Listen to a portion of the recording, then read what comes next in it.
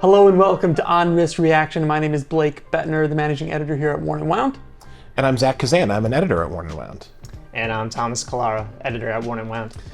Today we have 3 watches that we're going to be looking at. These are our honest first reactions to new-ish watches. We have spent very little time with these watches, so you will be getting our honest first reaction. First up, we have a new watch from Oris. This is a Diver 65, I believe. I thought you said it was a new watch. Whoa, wow, shots fired right out of the gates. This is a new Diver 65. It has their in-house movement in it. That's new. If that's what you were going to guess, right? That's what's new about it.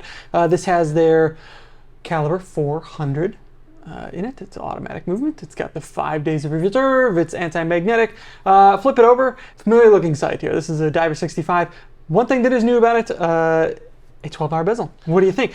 I've always liked the Diver 65. I think that it's a really nice vintage-inspired dive watch. The thing that always blows me away about these watches is the bracelet. I reviewed the bronze Diver 65, the cotton candy watches about a year ago, and the bracelets are just killer. They taper really well, very comfortable, thin. It really kind of feels like you're wearing a vintage watch in a nice way. You know, like the new movement's great. Yeah, I'm glad they have the option now for the new movement. I think the new movement was only available in a Hodinkee limited edition. That's correct. Yes, that green one, and that had I believe the smaller case size as well. I think so, like the cotton candies. This is a little bit larger. Would you use a 12-hour bezel?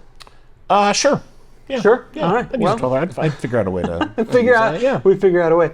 Yeah, Thomas, what do you think? It's your favorite color scheme, which is black. It is. It is. All black is the new black. Yes. Yeah. Like Zach said, I'm a huge fan of the bracelets that Oris has. Again, just because of the taper and their bezel. I feel like this might be a little less clicky than the Divers. Is it a bidirectional bezel? No, it's oh yeah. It is. Okay, it's a 12-hour bidirectional bezel. Is it a 60 click or is it a 120 click? Let's see. We're getting into Patrick territory here. He will not buy a watch with 120 click 120 bezel. Yeah. All right. Well, so you get it halfway between the minute marks. Right. There. Yeah. Exactly. But yeah, I'm a huge fan of the 12-hour bezel. I believe this is the first time that we're seeing this on a Diver 65. So. Yeah, and I don't know if they've made black dials on the Diver 65 before, because usually my leaning is obviously towards the black dial, but I've owned a navy blue Diver 65, and in certain lights it does look like it's a black dial. Like it's black. Yeah, okay. so this is actually a black dial. It's actually a black dial with a black bezel. Yeah. You know what would be weird? It's getting a countdown 12-hour bezel. Now that I could get behind. What would you use that for? I don't know, but it'd be unusual. And well, I could count down, so that way I could count my hours. You know, I could set however many hours I need to time and just set it that way. So this is, I think, we're all fond of the Diver 65. It's a nice looking watch. This doesn't really break any new ground in that territory. So it's also perfectly pleasant. I like the slim case. The bracelet tapers really nicely. I will say with them using this movement, I would have liked to have seen maybe like a second generation of this design, maybe just to kind of make it feel a little different or that much more special from other Diver 65s. But overall, I think there's nothing to really complain about with this watch. It's a known entity. Diver 65 is, it's a winner for them. So I would just like to see something a little bit different with this movement in it, maybe. But overall, I think it's a really handsome watch. I think it'll be really popular for them. And if you've been waiting for this movement to go into a Diver 65, here you go. I'm presuming this will be a regular production model and probably the first of many to follow as well. So I think the interesting thing will be to see if this makes it into the smaller case size in time. Yeah, if you have any thoughts or questions about this watch, let us know. We will have a more in-depth review of this coming soon. All right, next up we have, something a little bit different. It says right on the box, very rare. Very rare. I don't know like what. A steak. Yes, like a steak. This is an Moser Streamliner. This is a collaboration done with the streetwear sneaker retailer Undefeated, based in LA. So this is a very black watch. It's actually DLC steel. This has a very interesting bracelet here. I wrote a hands-on with this thing. It almost defies explanation with this. I had my complaint about this watch was it's not very legible, which you immediately scoffed at. Yeah, I think that the kind of like the creativity of the design kind of trumps legibility in this case. Like you're not Yeah. buying this watch. This is not a tool watch. This is not a watch that you're going to have to, it's not like life and death, to determine Sure, if you're, yeah. if you're 5 minutes late when you're wearing this watch. Hopefully. Yeah. I think I phrased it as this watch is like a middle finger to the like practical rugged tool watch. Yeah, it's kind of. Yeah, definitely not a practical rugged tool watch. But when you look at the dial up close, it's just really like it's very beautiful. Like it's a lot of detail, and I love the bracelet. And I love I'm a big Moser fan just in general. Yeah. I think that they're one of the most interesting, like quote unquote luxury brands. Right now they do really interesting things.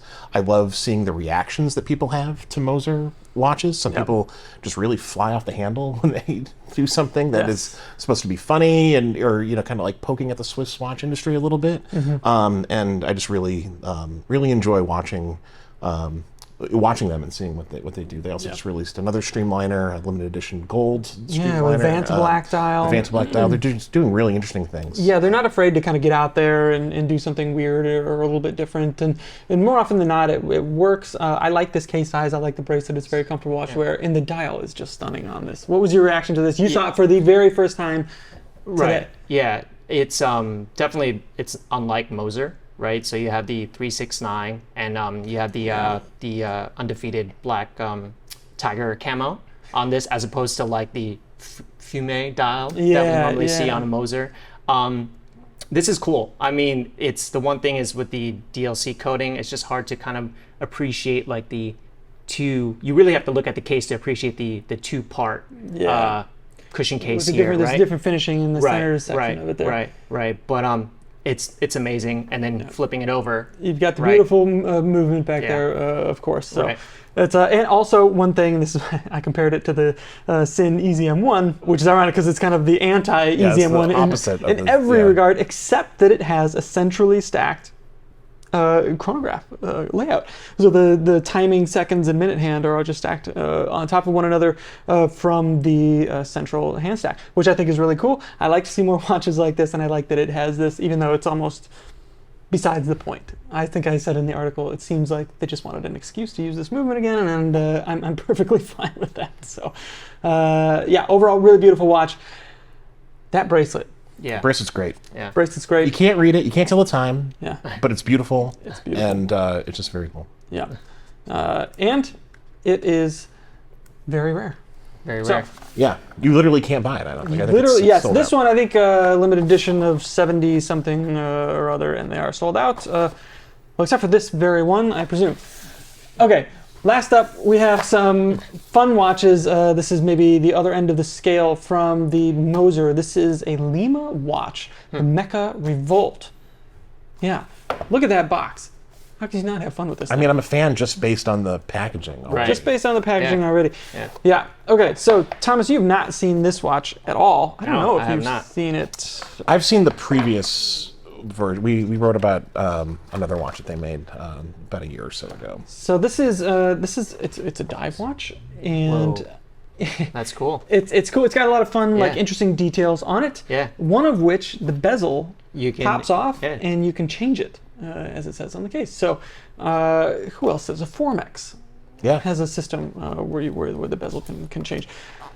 So there are a variety of different bezels that go on here. So you could get the watch theoretically and get a bunch of different bezels, and wow, I'm having a hard time getting this watch out of this case. Okay, look at that. It's got that nice ocean blue dial. I like that one. And look at the different bezels. So I guess you could, whatever you're doing that day, whatever bezel is going to be most useful to you, you can take it off and get them on there. Yeah. All right, first out of the box reaction, Thomas. What do you think?